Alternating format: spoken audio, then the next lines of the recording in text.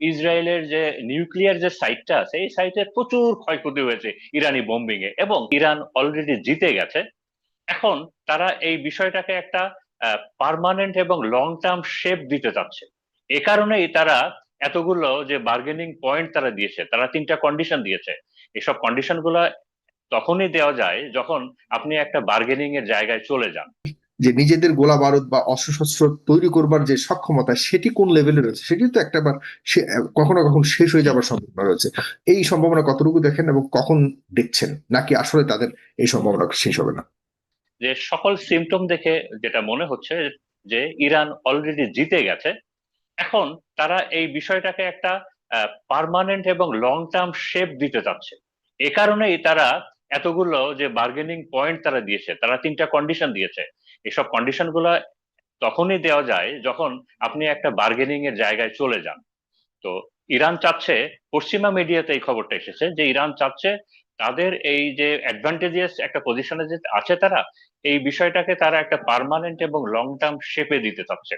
আর আপনি যে প্রশ্নটা করলেন তার উত্তরে আমি একটু অন্যভাবে দিই। দেখেন, এই যুদ্ধটা হলো অনেক বড়, এবং এই যুদ্ধের ব্যাপ্তি এবং এরিয়া অনেক বড়, যে একটা থিয়েটার অফ ওয়ার। যে ওই একদিকে ইসরায়েল, এন্টায়ার মিডল ইস্ট, এদিকে ইরান, সেখানে আজারবাইজান, টার্কি, এসব জায়গাগুলোতেও বোমাবর্ষণ হয়েছে। তো এরকম একটা বিশাল উম, যুদ্ধক্ষেত্রে সব থেকে বড় হয়ে দাঁড়ায় হলো স্ট্র্যাটেজি, এবং এই মানে ইরানের স্ট্র্যাটেজি অথবা ইউএস ইসরায়েলের স্ট্র্যাটেজি। তো আপনি যেটা বললেন সেটার উত্তরটা আহ, পাওয়া যাবে যে কার স্ট্র্যাটেজিটা কাজ করছে এবং কার স্ট্র্যাটেজি কাজ করছে। তো এইটা বুঝতে গেলে যে সাইন সিমটম গুলো আছে, তো প্রথমত একটা বিষয় ইম্পর্টেন্ট যে এ ধরনের যুদ্ধে ডোমিনেন্স এবং কন্ট্রোল, মানে আহ, একজনের শক্তি অনেক বেশি আছে তার মানে সে ডোমিনেট করবে, বাট তার মানে এই না যে সে সুবিধাজনক অবস্থায় আছে। সুবিধাজনক অবস্থায় আছে সে যে কন্ট্রোল করছে, যে পুরো বিষয়টা কন্ট্রোল করছে। সে উদাহরণ দিই, আমার হাতে ছুরি আছে, আপনার হাতে পিস্তল আছে, তো ডেফিনেটলি আপনি অনেক শক্তিশালী, অনেক ডোমিনেন্ট, কিন্তু ঘরটা অন্ধকার হয়ে গেল। তো এখন কিন্তু এই ইকুয়েশন গুলা আর এক থাকলো না। তো এইখানে ফ্যাক্টরটা দাঁড়ায় যে কার স্ট্র্যাটেজিটা কাজ করছে, কে হু ইজ ইন কন্ট্রোল। এইটার হলো মোটামুটি চারটা বড় সিমটম আছে। যে সিমটম গুলো দেখবেন যে এর স্ট্র্যাটেজিটা কাজ করছে, তার প্রথম সিমটম হলো যে কার স্ট্র্যাটেজিটা মনে হবে যে যারা এন্টার, যারা ফলো করছে তারা, যে এভরিবডি ইজ ইন ক্ল্যারিটি, মানে সবার কাছে বিষয়টা পরিষ্কার আছে, এবং মানে সবাই জানে কার কাজ কি, যুদ্ধের ময়দানে দেখে কাকে মনে হচ্ছে। দুই নাম্বারটা হলো কাদেরকে দেখে মনে হচ্ছে যে তারা ঠান্ডা মাথায় আছে, দে আর প্লেইং উইথ কামনেস, মানে মানে আপনার ওই তাড়াহুড়া করছে না, মানে এগুলো। তিন নাম্বারটা হলো যে এই ধরনের একটা বড় এই স্ট্র্যাটেজি, এগুলো ফাংশন করতে গেলে একটা নেশন ইউনিটি লাগে।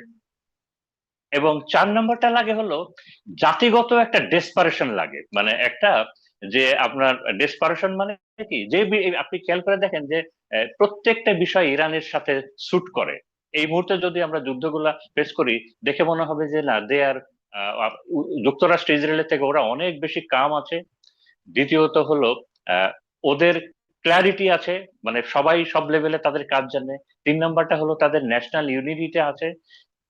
কুর্দিস্তানটা নিয়ে একটু ডাউট আছে, ওইটা আমি একটু পরে বলছি। আর চার নাম্বারটা আছে যে এদের এই ডেসপারেশনটা এবং এই এই এই এই এই- এই বিষয়টা আছে। তো এইগুলো দেখেই ওয়েস্টার্ন মিডিয়া বলছে যে ইরান কন্ট্রোলিং, যুদ্ধটা ইরান কন্ট্রোল করছে, এবং যুদ্ধের টার্মস অ্যান্ড কন্ডিশন গুলো ইরান সেট করছে।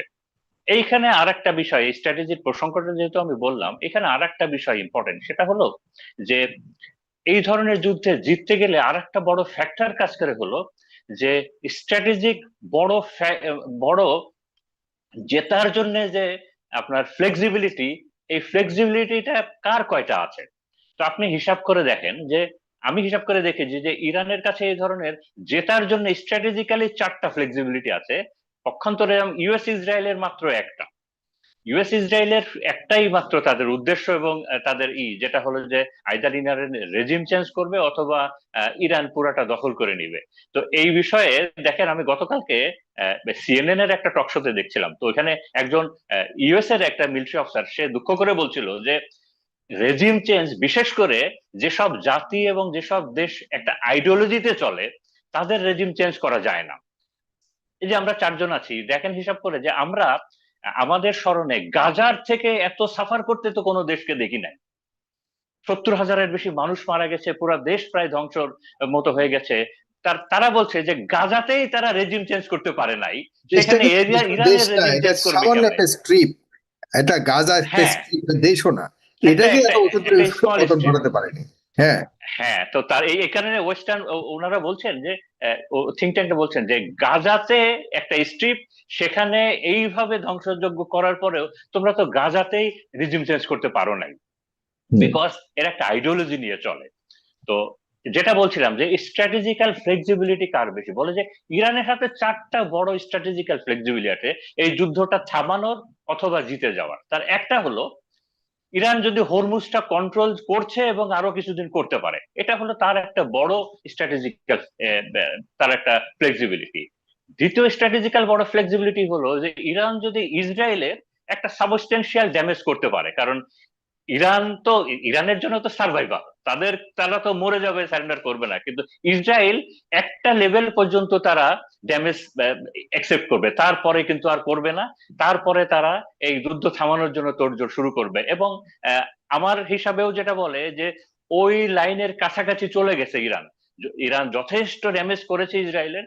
এবং সব থেকে বড় যেটা, ইসরায়েলের যে নিউক্লিয়ার যে সাইটটা আছে, এই সাইটের প্রচুর ক্ষয়ক্ষতি হয়েছে ইরানি বোম্বিং এ। এবং এই যুদ্ধের এয়ার কন্ট্রোল এবং নিউক্লিয়ার কন্ট্রোল সবকিছুর ইসরায়েলি হাব হলো নাভাটিম, বলে নাভাটিম।